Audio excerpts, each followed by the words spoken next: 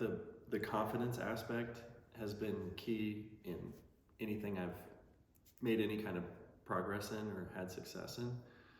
And starting in sports, this idea that I was watching the Olympics as a kid and thinking, oh, I could do that.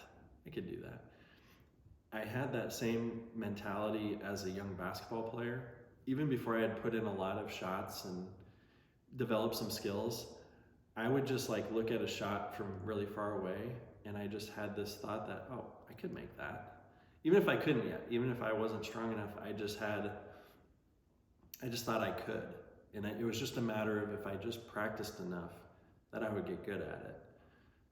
So my obstacle to success or confidence as much was like some coaches that didn't like some shot selection, and them thinking, oh, well, this you shouldn't be shooting this shot. This isn't a high percentage shot.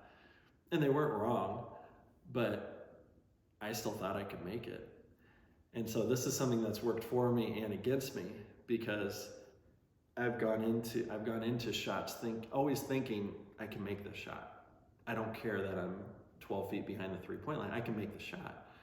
But it's also not the best quality shot for the team.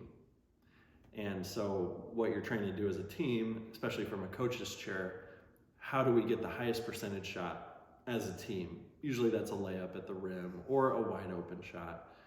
And so my strength was shooting the ball, but my weakness was shooting it too much or too frequently. So I had to work against, like, sometimes a coach pulling me out of a game for shooting a shot that I could make. In college, I had a really old school coach who'd been doing it for 30 years, and these were really bad shots in his eyes. He pulled me out of games and benched me for making shots that he thought were too far away from the basket.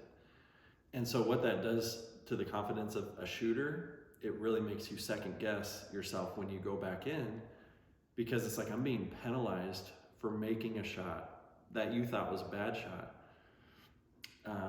It wasn't his preferred shot. And so, but you want to have the faith of the coach. You want to feel like the coach has your back to shoot the ball. And he recruited me there because he knew I was good at shooting the ball. So I'm kind of like, I'm doing what you brought me here to do. Cut me some slack here. But he had a way of doing things, and he wanted to run 20 seconds off the shot clock before we got a shot and play a slower pace.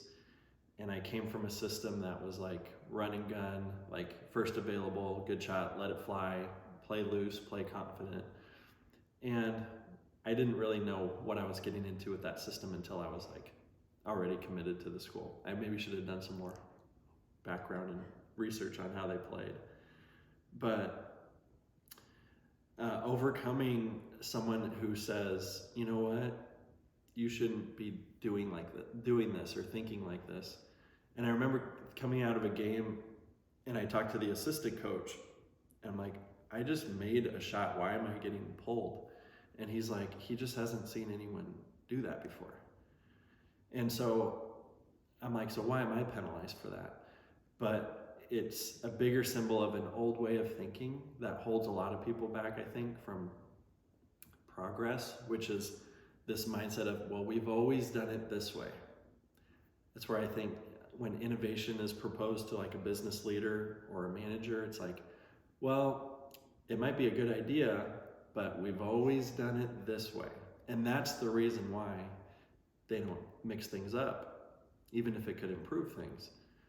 So I think leadership and coaching, the people who do it at the highest level, are willing to innovate and adapt to their players' talents or their employees' talent and position them for success, versus saying, no, that's not how we do things here. It kind of puts them in a box. Now, if they're not capable of doing it and it's a bad idea, then it's good leadership maybe to say, no, we're not doing it. But if someone ruffles feathers, but you see like, oh, maybe this could actually help us, then being able to adapt, I think, is a good thing.